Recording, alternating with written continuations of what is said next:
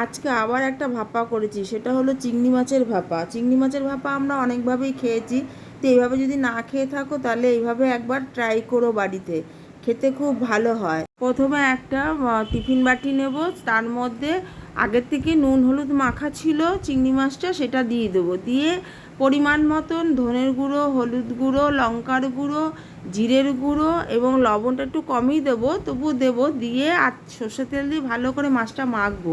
মেখে তারপর তার উপর দিয়ে ধনেপাতা আর চিড়ে রাখা কাঁচা লঙ্কাগুলোকে দিয়ে দেবো। দিয়ে তার উপর দিয়ে আবার একটু সর্ষের তেল দিয়ে টিফিন বক্সের ঢাকনিটা আটকে নেবো। নিয়ে কড়াইতে বসিয়েছিলাম গরম জল, তার উপরে টিফিন বক্সটা দিয়ে দেবো।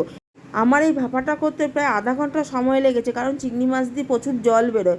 তোমরা এই ভাপাটা করার আগে যদি একটু চিংড়ি মাছটা ভেজে নাও হালকাভাবে, তাহলে এতটা সময় লাগবে না। আধা ঘন্টা বাদে দেখো আমার চিংড়ি মাছ ভাপা রেডি।